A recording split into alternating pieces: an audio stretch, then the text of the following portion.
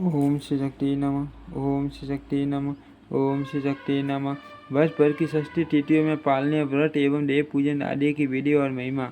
सनातन जी कहते हैं, विप्र सुनो, अब मैं आपको षष्ठी के व्रतों का वर्णन करता हूँ, जिनका यथार्थ रूप अनुष्ठान करके मनुष्य यहाँ संपूर्ण मनोरथों को प्राप्त कर लेता है। चैत्र शुक्ल षष्ठी को परम उत्तम कुमार व्रत का विधान कहा गया। उसमें नाना प्रकार की पूजा विधि से भगवान सदानंद की आराधना करके मनुष्य सर्वगुण संपन्न एवं चिरंजीवी पुत्र प्राप्त कर लेता है। वैशाख शुक्ल षष्ठी को कार्तिकेय जी की पूजा करके मनुष्य मातृ सुख लाभ करता है। ज्येष्ठ मास के शुक्ल पक्ष की षष्ठी को विधि पूर्वक सूर्य देव की पूजा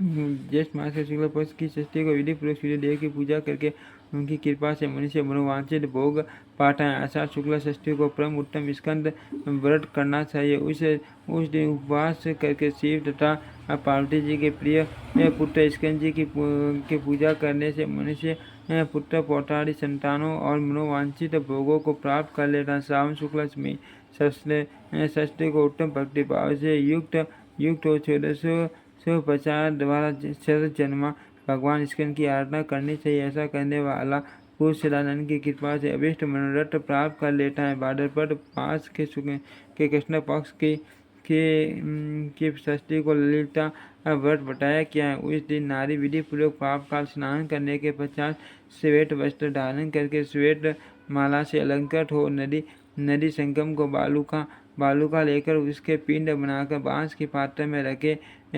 इस प्रकार 5 पिंड रखकर उसमें वन विलासी ने ललिता देवी का ध्यान करे। फिर कमल कने नेवारी वन मल्लिका मालती नील कमल केतकी और टरक का संग्रह करके इनमें से 108 या 28 फूल ग्रहण करे। उन फूलों की अक्षत कलिकाएं ग्रहण करके उन्हीं से देवी की पूजा करनी चाहिए। पूजन के पश्चात सामने खड़े होकर उन शिव प्रिया ललिता देवी की इस प्रकार प्रार्थना करें।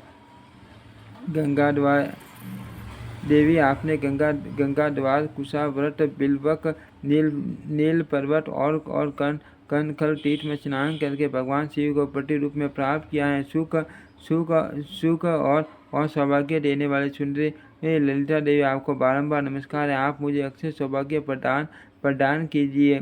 इस मंत्र से चंपा के सुंदर फूलों द्वारा ललिता देवी की विधि पूर्वक पूजा करके उनके आगे नैवेद्य रखे। खीरा, ककड़ी, कुमड़ा, नारियल, अनार, बिजौरा, नींबू, टुंडी, कारवेल और सीबर्ट आदि सामयिक फलों से देवी के आगे शोभा करके बड़े हुए धान के अंकुर दीपों की पंक्ति, गगरू, धूप, चौलक, कंचक, गुड़ पुष्प कंवेष्ट करके आभूषण, मोदक, मोदक तथा अपने वैभव के अनुसार अनेक प्रकार के नैवेद्य आदि द्वारा विधिवत पूजा करके रात में जागरण का उत्सव मनावे। इस प्रकार जागरण करके सप्तमी को सवेरे ललिता जी को नदी के तट पर ले जाए। विधिवोच्चतम वहाँ घंट पुष्पों से गाजे बाजे के साथ पूजा करके वह नैवेद्य आदि सामग्री शेष ब्राह्मणों को दे। फिर स्नान करके घर आकर अग्नि होम करे। देवताओं, पितरों और मनुष्यों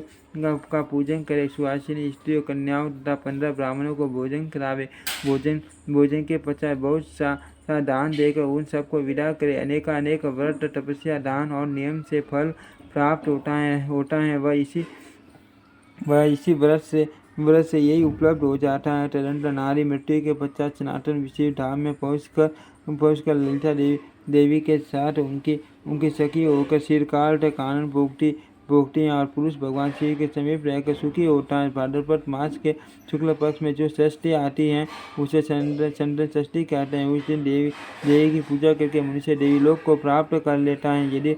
यदि वह षष्ठी रोहिणी नक्षत्र व्यतिपात योग और मंगलवार से संयुक्त हो तो उसका नाम कपिलाष्टमी होता है। कपिलाष्टमी के दिन व्रत एवं नियम में तत्पर होकर सूर्यदेव की पूजा करके काम मनुष्य पास्कर के पश्चात से मनोवांछित कामनाओं को पा लेता है। देव ऋषि पर्वत उस दिन किया हुआ अन्नदान, होम, जप तथा देवताओं ऋषियों और पितरों का तर्पण आदि सब कुछ अक्षय जानना चाहिए।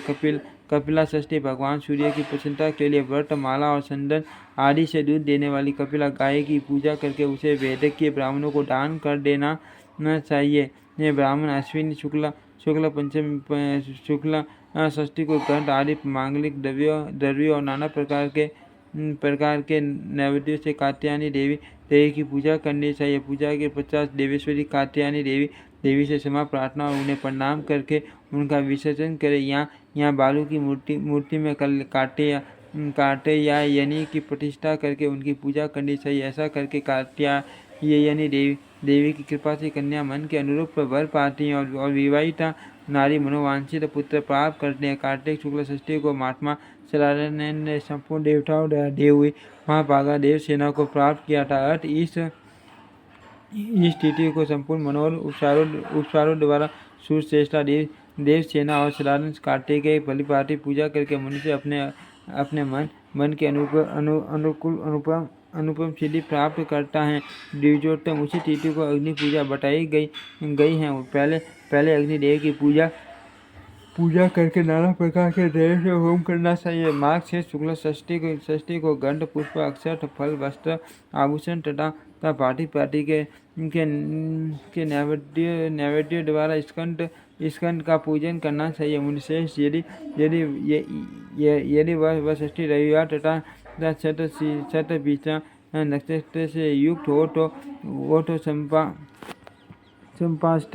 संपाष्टमी कहते हैं। उस दिन सुख चाहने वाले पुरुष को पापनाशक भगवान विश्वेश्वरा का दर्शन पूजन ज्ञान और स्मरण करना चाहिए। उस दिन किया हुआ स्नान दान यदि आदि सब शुभ कर्म अक्षय होता है। विप्र पौष मास के शुक्ल पक्ष की षष्ठी को सनातन विष्णु रूप जगत पालक भगवान दिनेश प्रकट हुए थे। अर्थ सब प्रकार का सुख चाहने वाले पुरुषों को उस दिन गंध आदि द्रव्यों से नैवेद्य तथा वस्त्राभूषण आदि के द्वारा उनका पूजन करना चाहिए।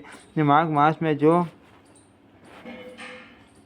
शुक्ल पक्ष की षष्ठी आती है उसे वरुण षष्ठी कहते हैं। उसमें रक्त चंदन रक्त वस्त्र पुष्प धूप दीप और नैवेद्य द्वारा विष्णु रूप सनातन वरुण देवता की पूजा करनी चाहिए। इस प्रकार विधि पूर्वक पूजन करके मनुष्य जो चाहता है वही फल वरुण देव की कृपा से प्राप्त करके प्रसन्न होता है। नारद फाल्गुन मास के शुक्ल पक्ष की षष्ठी का विधि पूर्वक भगवान पशुपति के मन